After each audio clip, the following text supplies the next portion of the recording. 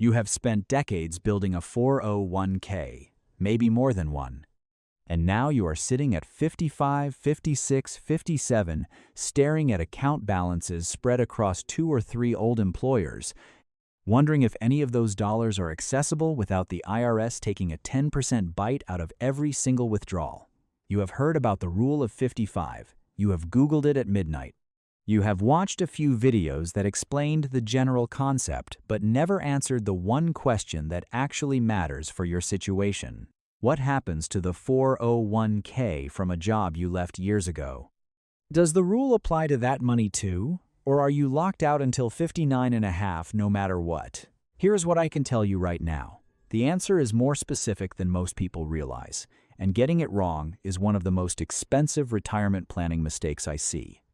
In fact, there is a particular sequence of decisions that determines whether you walk away from this rule with tax-free access to your savings, or whether you accidentally close the door on yourself permanently. I am going to show you that sequence in detail. But first, I need you to understand why the rule of 55 is both more powerful and more fragile than almost any financial article gives it credit for. Let's build the foundation correctly, because the way most people hear about the rule of 55 is incomplete. The rule of 55 is an IRS provision under Section 72T of the Internal Revenue Code. It states that if you separate from service, meaning you leave your job for any reason, including layoff, voluntary resignation, or retirement, in the calendar year you turn 55 or older, you may begin taking distributions from that employer's 401k plan without triggering the standard 10% early withdrawal penalty, not 59 and a half, 55. And to be precise about the calendar year piece, you do not have to be 55 on the day you walk out the door. If your birthday is in November and you leave in February of that same year, you still qualify. The IRS ties the exemption to the tax year, not the specific date. This matters more than people expect when they are timing a planned retirement. The provision also extends to 403(b) plans and most 457(b) governmental plans. So if you have spent time in education, healthcare, or public service, your employer-sponsored plan may qualify as well. What is almost universally excluded, and this is where the real complications begin, is individual retirement accounts. IRAs, traditional, rollover, SEP, do not fall under the rule of 55. That distinction is going to be critical in just a moment. Now here is where most people get the rule wrong, and where the 401k early withdrawal penalty question becomes far more complicated than a simple yes or no. Take Jennifer. Jennifer is 58 years old. She worked for a healthcare company from 2009 to 2021, left at 53, and has a 401k at that employer worth roughly $280,000. She also has a 401k at her most recent company, which she left last year at 57. She needs income now. She assumes both accounts are penalty-free under the rule of 55 because she is clearly over 55. Jennifer's assumption is wrong, but only about one of the accounts. Her most recent employer's 401k qualifies because her separation from service happened at 57, well within the calendar year rule. But her old 401k from the healthcare company she left at 53, that account does not qualify. The question everyone asks, can I use the rule of 55 on an old 401k from a previous employer, has one defining answer. Only if the separation happened in the calendar year you turned 55 or later. Leaving at 53, even if you are 58 today, does not retroactively qualify that old plan. The IRS does not care how old you are when you withdraw, it cares how old you were when you left. That is a subtle but financially devastating distinction if you get it wrong and take distributions assuming you are penalty-free. So what about the employee who left a company even earlier, say at 45 or 48, and has a dormant 401k sitting there that they have never touched? Does the separation from service rule apply to a 401k from an old company when the separation happened a decade ago? This is where Marcus's story comes in. Marcus is 56. He spent 12 years at a manufacturing firm, left at 44 to start a business, and has a 401k at that company, worth over $350,000. He has heard that the Rule of 55 can help people avoid the 401k early withdrawal penalty, and he wants to know whether he can use it on that old account to fund a semi-retirement. The answer, plainly, is no. Marcus's separation happened at 44, 11 years before he is thinking about this conversation. No matter what he does now, that old plan cannot qualify under the Rule of 55. The separation happened in the wrong year. The rule is not available retroactively, and it is not available based on current age alone. But here is the move most people in Marcus's position never think about. Marcus could potentially take a new position, even a brief one, with access to a 401k, roll his old money into that new plan if the plan allows it, and then leave that job in a calendar year at or after 55. That sequence, if executed carefully and the new plan permits incoming rollovers, could reset the clock and potentially bring otherwise ineligible money under the umbrella of the Rule of 55. It is not simple, and it requires the new employer's plan document to explicitly allow it. But it is a legitimate planning strategy that most people using the phrase Rule of 55 early retirement, old 401k rules in a search bar never find. Before we go further, if you are currently wrestling with whether to roll your old 401k into an IRA or leave it in the former employer's plan, knowing that the rollover decision could permanently eliminate your Rule of 55 eligibility, comment options below. I want to see how many of you are sitting at this exact crossroad right now.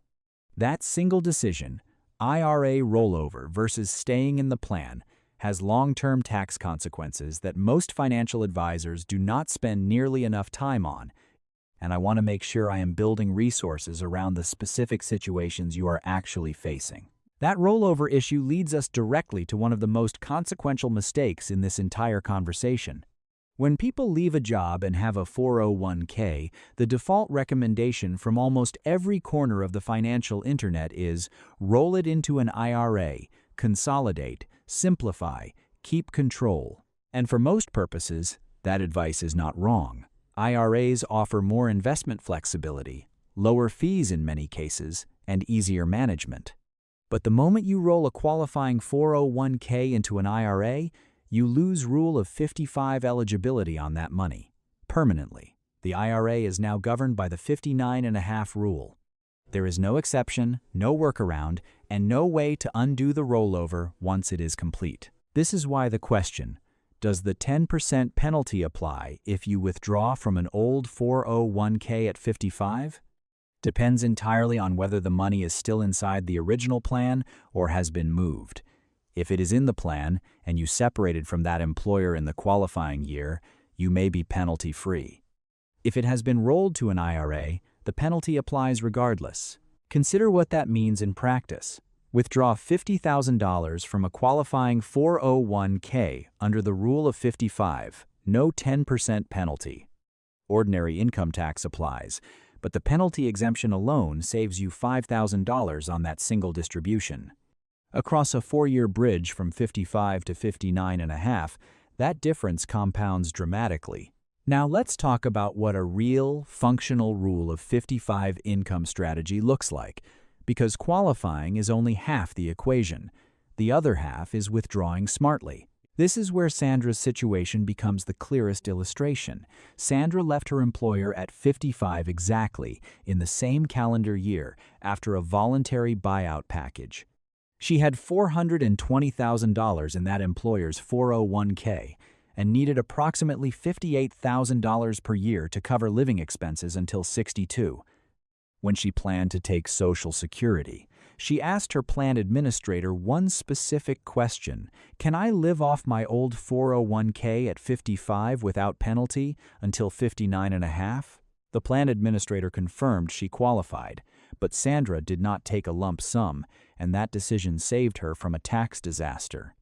Taking the full 4 years of income up front as a single distribution would have pushed her into a much higher tax bracket, triggering far more in ordinary income taxes than necessary, and potentially affecting healthcare subsidy eligibility under the ACA.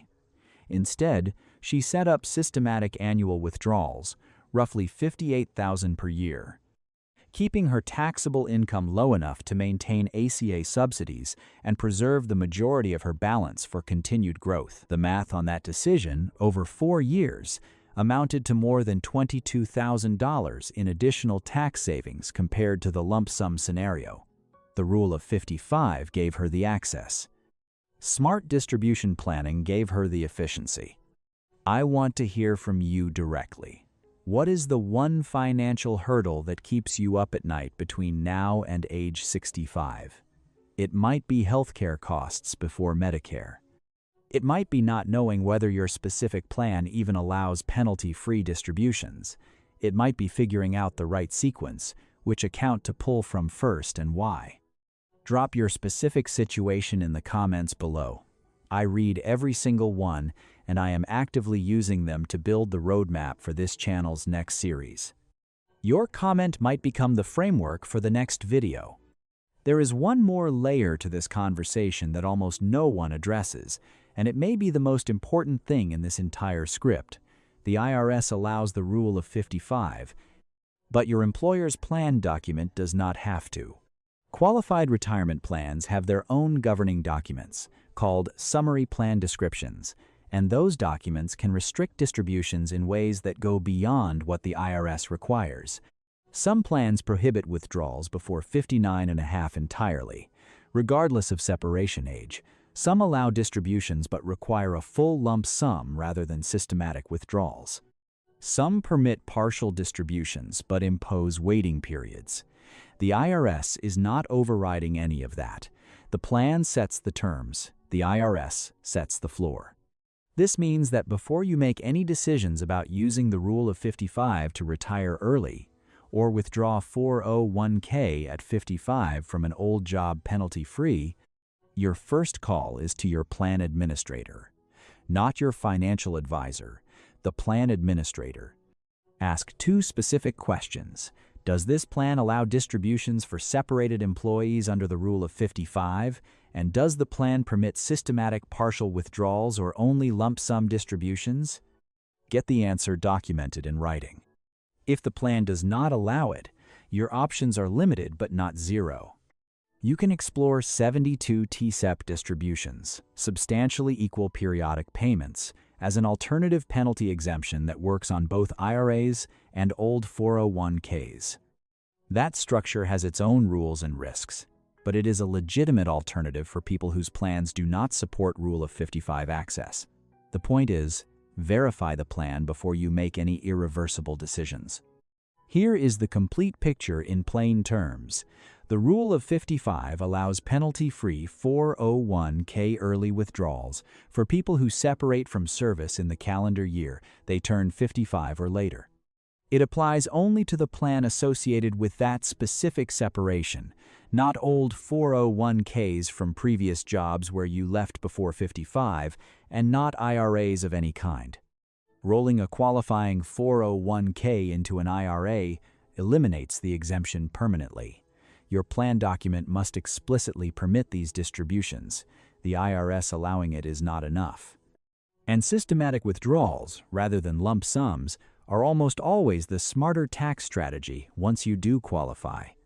Whether you are asking whether there is a penalty for cashing out a 401k from a previous employer at 55, or whether you can use the Rule of 55 to retire early from a job you left years ago, the answer lives in 3 things: when you left, which account holds the money, and what your plan document allows.